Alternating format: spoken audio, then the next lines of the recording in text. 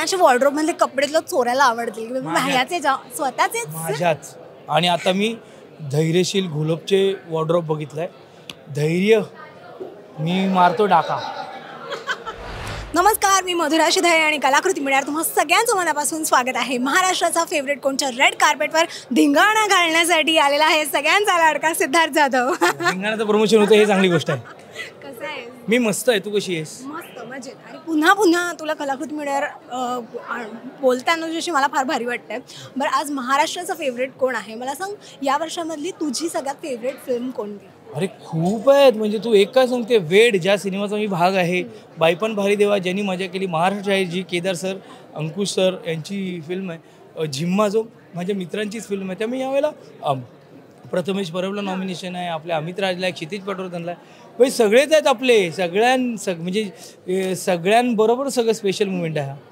Award कोणतंही म्हटलं की कलाकाराच्या आयुष्यामध्ये ना अवॉर्डचं एक महत्त्व फार वेगळं आणि खूप स्पेशल असतं. तुला आयुष्यात मिळालेलं पहिलं अवॉर्ड आणि तुझ्या आयुष्यातली तुझी पहिली कौतुकाची थाप कोणती होती? काय एक आठवण? पहिले अवॉर्ड खूप बोललोय, पण ह्याची एक मुवमेंट आहे जिथे मी पहिल्यांदा नॉमिनेशन झालो होतो दे धक्कासाठी आणि गलगले निघाल्यासाठी.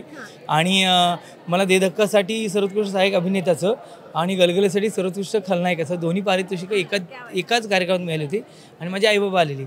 सो आईबरोबर तो अवॉर्ड मी घेतला होता. सो ती खूप मोठी मेमरी माझ्यासाठी ह्या अवॉर्ड सोहळ्याची. बरं, तुझं स्टायलिंग ना प्रत्येक इव्हेंट असू दे किंवा प्रत्येक कार्यक्रम असू दे काहीतरी एक हटके असतात त्याच्यामध्ये. सो मला असं वाटतं की या स्टायलिंगवरती तुझ्या एक रॅपिड फायर झाला पाहिजे. तुला पटापट उत्तर द्यायचे. ठीक आहे. तुझ्या वॉर्डरोबमध्ये कोणत्या रंगाचे कपडे सगळ्यात जास्त असतात? खूप रंगीबेरंगी आहेत. म्हणजे असे नाही आहेत. फक्त एक कॉमन ब्लॅक जीन्स आणि व्हाईट जीन्स असेल, बाकी सगळे असे ऑरेंज. मला जास्त कलर आवडतो किंवा मी ट्रॅव्हलिंगला खूप ऑरेंज ते झिपर घेतो. त्यामुळे मला वाटतं खूप वेगळ्या कलरचे असं एक पर्टिक्युलर कलर तुला दिसणार नाही. कोणत्या लुकमध्ये तू जास्त कम्फर्टेबल असतोस? मला सर्वात जो आवडायचा, जो आत्ताही आवडतो, तो white T shirt, blue denim आणि स्पोर्ट्स शूज. हा मला सर्वात आवडता पेहराव आहे, जो मी खूप वर्ष कॅरी केला होता. इंडस्ट्रीमधला एक असा फॅशन ट्रेंड जो आता गेला पाहिजे असं तुला वाटतं? आहे फॅशन ट्रेंड असं होतं माझं.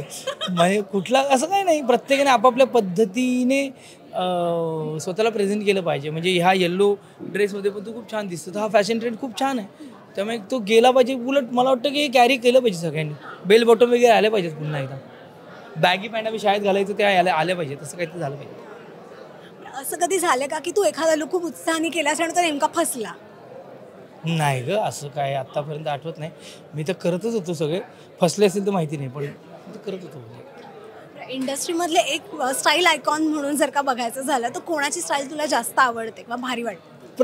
ती बदलत गेली. म्हणजे अंकुश चौधरी सरांची स्टाईल आवडायची, मग रितेश देशमुख सरांची आवडायची, मग आपला अमय वाघ तो काय स्टाईल करतो, किंवा ललित प्रभाकर त्याच्या एक वेगळ्या पॅटर्नच्या असतो, सिद्धार्थ चांदेकर जॅकेटमध्ये असतो. त्यामुळे प्रत्येक सिद्धार्थ चांदेकर आपला भाऊ त्याचे पण स्टाईली वेगळे असते. त्याचं पर्टिक्युलर प्रत्येकाचं नाही, पण जेव्हापासून कॉलेजमध्ये असल्यापासून आम्ही अंकुश चौधरी सरांना खूप फॉलो करायचो. अंकुशदांची एक वेगळी स्टाईल स्टेटमेंट होतं. म्हणजे त्यांचं तू दुनियादारीचं बघ किंवा चेकमेट बघ किंवा यंदा कर्तव्यामध्ये बघ, अंकुशदादा वेगळ्या स्टाईलने असायचे. रितेश देशमुख सर आपल्या स्टाईलने येतं.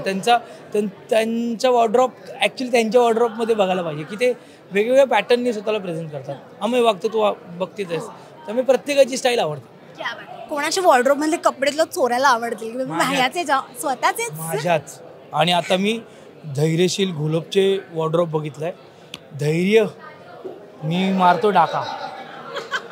धैर्यकडे खूप आउटस्टँडिंग कुर्तेज आहेत, शॉर्ट कुर्ता, ते बघितले मी. या रॅपिड फायर मधला शेवटचा प्रश्न, जर का आता इव्हेंटला जायचं आहे म्हटल्यावर आपण काहीतरी खास लुक करतो, खास स्टाईल करतो, पण जर का तुला एक असा ऑप्शन दिला असता की तुला कॅज्युअल लुकमध्ये तुला जसं हवं आहे तसं तू यायचंय, फोटोज नाहीत, काही नाही, तर तू कोणत्या लुकमध्ये आला? Jeans, blue jeans, white T shirt आणि स्पोर्ट्स शूज. बरं, नवीन वर्ष चालू झालं. या नवीन वर्षामध्ये आमच्यासाठी काय एक छान घेऊन येणार आहे? काय 1 मार्चला लग्न कल्लोळ, आजच त्याचा पोस्टर टीजर रिलीज झाला आहे. तो लग्न कल्लोळ येईलच. आणि त्यानंतर गांधी टॉक्स पण आहे, बऱ्याचशा गोष्टी आहेत. 1000 वेळा शोले पाहिलेला माणूस पण आहे, त्याचं पण आहे. कमाल आहे. काही छान हे वर्ष इंटरेस्टिंग आहे. क्या बात आहे. बरं सिद्धू दादा, मी ना मगाशी तू आलास तेव्हा पाहिलं तुझी एक ना प्रत्येक ठिकाणची एक एंट्री तुझी ग्रँड असते की काहीतरी एक एनर्जेटिक आणि एक पॉवर जाणवते तू आलास की. खऱ्या आयुष्यामधली तुझी एक एंट्री साधारण कशी असते? म्हणजे सकाळी उठल्यानंतर कसं छान असं आरशा बिरशात बघून उठतो? आरामशीर, लय आरामशीर. आरामशीर असतो मी, निवांत असतो, एनर्जी सेव्ह झालेली असते ना, चार्जिंग झालेलं असतं तेव्हा निवांत असतो मी. पण मला वाटतं मला लोकांना भेटायला खूप मजा येते, तुम्ही पॉझिटिव्हिटी देता, तुम्ही छान हसता, ते भेटणं मला जास्त एनर्जी देतं. खूप मस्त वाटलं मला तुझी गप्पा मारून. वेळेभावी थोड्याशा कमी गप्पा मारायला मिळतात बघ ती तात्काळली. पण आय एम डॅम शुअर आता नवीन प्रोजेक्ट्समधून तू भेटीला येशील तेव्हा खूप गप्पा मारू. थँक्यू सो मच आणि विश यू ऑल. भेटूया. रसिका हो, कलाकृती मीडिया म्हणजे मनोरंजनाची लयलूट. मनोरंजन क्षेत्रातील किस्से व घडामोडींचा आस्वाद घेण्यासाठी कलाकृती मीडिया या यूट्यूब चॅनलला सबस्क्राईब करा आणि व्हिडिओ लाईक करा.